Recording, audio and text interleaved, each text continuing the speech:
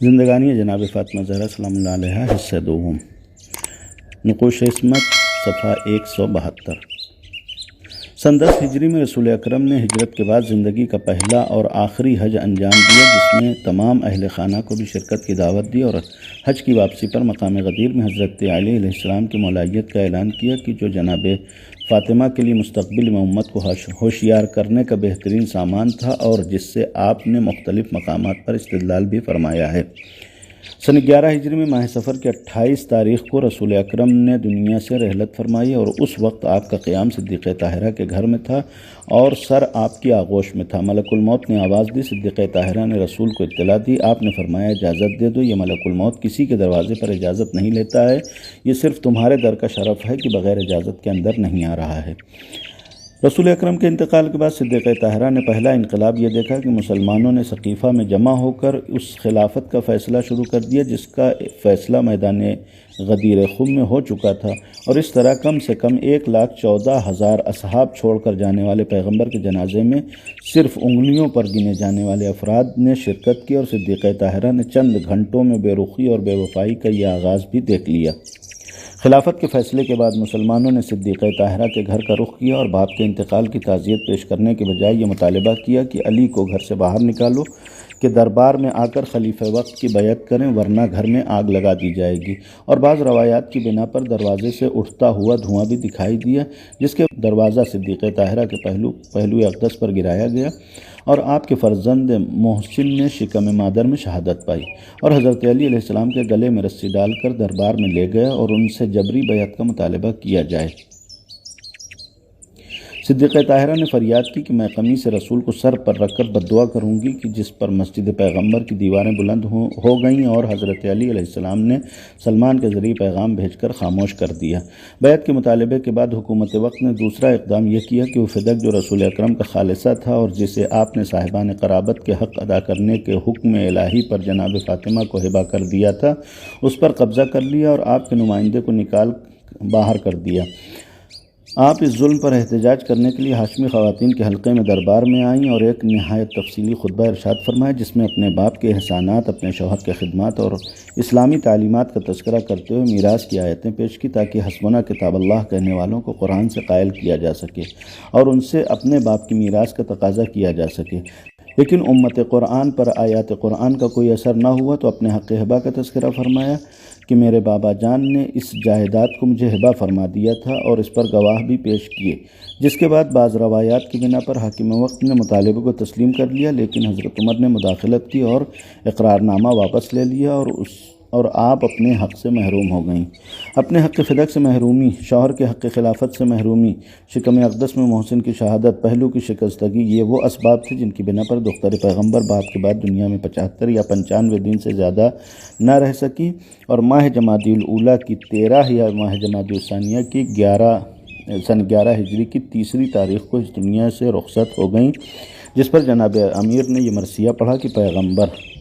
پیغمبر اسلام کے بعد زہرا کا فراق اس امر کی دلیل ہے کہ دنیا میں کسی بھی چاہنے والے کے لیے بقا نہیں ہے اور سب کو ایک دن رخصت ہو جانا ہے۔ وقت آخر آپ حجرہ عبادت میں تشریف لے گئے اور جناب اسما سے فرمایا کہ جب تک میری تسبیح و تحلیل کی آواز آتی رہے سمجھنا کہ دختر پیغمبر زندہ ہے، اور جب یہ آوازیں موقوف ہو جائیں تو سمجھ لینا کہ دختر پیغمبر نے انتقال کیا، اور میرے بچوں کا خاص خیال رکھنا۔ ادھر امیر المومنین کو پاس بٹھا کر وصیتیں فرمائی کہ میرے جنازے کو پردہ شب میں اٹھائیے گا اور میرے ظالموں کو شرکت نہ کرنے دیجیے گا، میرے بعد امامہ سے عقد کیجیے گا اور ایک دن میرے بچوں کے ساتھ گزاریے گا تاکہ انہیں ماں کی جدائی کا احساس سے اذیت نہ پہنچانے پائے۔ بچوں کا بھی اس قدر خیال رکھا کہ اپنے ہاتھوں سے نہلایا، بالوں میں شانہ کیا، کپڑے دھو کر رکھ دیے، کھانا تیار کیا تاکہ بچوں کو کسی طرح کی تکلیف نہ ہونے پائے اور امیر المومنین کو بھی زحمت نہ ہو۔ جس صورتحال کو دیکھ کر امیر المومنین نے اس غیر معمولی مصروفیت کا سبب دریافت دیا تو فرمایا کہ میں نے بابا کو خواب میں دیکھا ہے اور میرا خواب سچا ہے، لہٰذا آج میں بابا کی خدمت میں جا رہی ہوں۔ امیر المومنین نے حسب وصیت غسل و کفن دیا، بچوں نے ماں کو رخصت کیا اور جنازہ رات کی تاریکی میں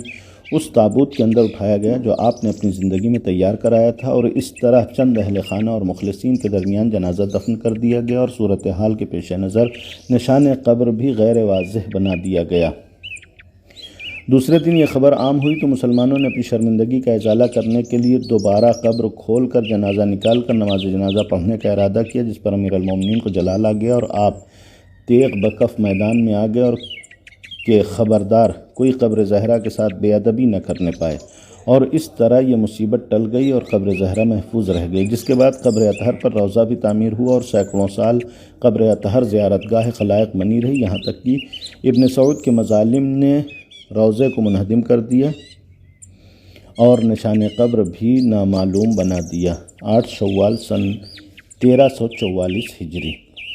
روضے کے انہدام کے بعد تقریباً 65 سال تک وہ حجرہ برقرار رہا، جس میں معصومہ باپ کی وفات کے بعد بیٹھ کر ماتم کرتی تھی، لیکن سن 1988 عیسوی میں وہ حجرہ بھی منہدم کر دیا گیا اور اب اس کے آثار بھی تقریباً ختم ہو چکے ہیں۔ وَسَيَعْلَمُ الَّذِينَ ظَلَمُوا أَيَّ مُنقَلَبٍ يَنقَلِبُونَ۔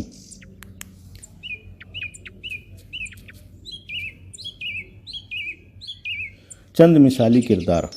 آپ کی والدہ گرامی ملکۃ العرب تھیں، لیکن آپ نے کبھی راحت و آرام اور زیب و زینت کی زندگی کو پسند نہیں کیا، بلکہ ہمیشہ اپنے کردار کو ایک نمونہ عمل بنا کر رکھا۔ آپ کے والد محترم مختار کائنات تھے اور آپ ان کی اکلوتی بیٹی تھیں، لیکن آپ نے کبھی اس رشتے سے فائدہ نہیں اٹھایا اور تمام زندگی ہر طرح کی مصیبت و زحمت برداشت کرتی رہیں۔ آپ کے شوہر امیر المومنین تھے، لیکن آپ نے تمام زندگی کسی طرح کی فرمائش نہیں کی اور ہمیشہ شوہر کی خدمت کرنے کے بعد بھی وقت آخر معذرت طلب کی کہ اگر کوئی کوتاہی ہوئی ہو تو معاف فرما دیجیے گا۔ آپ کے فرزند سرداران جوانان جنت تھے اور ان کے لیے لباس جنت اور طعام جنت بھی مہیا تھے، لیکن اس کے بعد بھی فاقوں میں زندگی گزاری، یہاں تک کہ روزہ رکھنے کے بعد سامان افطار یتیم و مسکین و اسیر کے حوالے کر دیا، جس پر سورہ دہر کی آیات نے مدسرائی کی۔ آپ کو رب العالمین نے 5 اولاد عطا کی تھی، امام حسن، امام حسین، جناب زینب، جناب ام کلثوم اور جناب محسن علیہ السلام، اور آپ نے سب کو راہ خدا میں قربان کر دیا۔ فرزند سب شہید ہوئے اور بیٹیاں راہ خدا میں یوں اسیر ہوئیں کہ تماشائیوں کے مجمع میں درباروں اور بازاروں میں حاضر ہونا پڑا۔ آپ کائنات کی تنہا خاتون ہیں جن کے رشتے ازدواج میں زوجہ اور شوہر دونوں معصوم تھے، جس کا رشتہ عرش اعظم پر ہوا۔ آپ کائنات کی وہ منفرد خاتون ہیں کہ جن کی ولادت کے لیے سیب جنت کا مادہ فراہم کیا گیا ہے۔ آپ کائنات کی وہ بے مثال خاتون ہیں جنہیں 2 اماموں کی ماں بننے کا شرف حاصل ہوا ہے اور جن کی نسل میں امامت قائم رہ گئی ہے۔ آپ وہ ممدوحہ ہیں جن کی مدح سورہ کوثر، آیہ تطہیر، آیہ مباہلہ اور سورہ دہر جیسی قرآنی آیات و سور میں کی گئی ہے۔ آپ رسول اکرم کی اکلوتی بیٹی ہیں جنہیں ام ابیہا کہلانے کا بھی شرف حاصل ہوا ہے اور جنہیں بضاعت رسول بھی قرار دیا گیا ہے۔ آپ وہ تنہا گواہ ہیں جس نے مباہلہ میں رسالت کی گواہی دی اور مسئلہ فدق کے موقع پر امامت کی گواہی دی ہے۔ آپ وہ اکیلی دختر ہیں جن سے رسول اکرم نے ہر سفر کے موقع پر سب سے آخر میں الوداع کہا اور واپسی پر سب سے پہلے ملاقات کی ہے۔ آپ وہ معصومہ ہیں جن کی ذاتی عصمت کے علاوہ ان کے رشتے بھی معصوم تھے، باپ معصوم، شوہر معصوم اور 2 فرزند معصوم، اور سب کے تعارف کا ذریعہ آپ ہی کی ذات کو بنایا گیا ہے۔ آپ وہ عبادت گزار ہیں جن کی نماز کے وقت زمین سے آسمان تک ایک نور کا سلسلہ قائم ہو جاتا تھا۔ آپ وہ صاحب سخاوت ہیں جس نے فاقوں میں بھی سائل کو محروم واپس نہیں جانے دیا اور اپنی قناعت سے اپنے شوہر کی سخاوت کا بھرم برقرار رکھا۔ آپ وہ باعفت خاتون ہیں جس کا پردہ تمام زندگی برقرار رہا کہ باپ کے ساتھ نابینا صحابی بھی آ گیا تو اسے گھر میں داخل ہونے کی اجازت نہ دے سکیں اور مرنے کے بعد بھی جنازہ اٹھوانے کے لیے تابوت کا انتظام فرمایا جس سے قد و قامت کا اندازہ نہ ہو سکے۔ آپ وہ صاحب نظر ہیں کہ جب رسول اکرم کے سوال پر عورت کے لیے سب سے بہتر شے کیا ہے کوئی جواب نہ دے سکا تو آپ نے فرمایا کہ عورت کے حق میں سب سے بہتر شے یہ ہے کہ نہ مرد اسے دیکھیں اور نہ وہ مرنے کو دیکھیں۔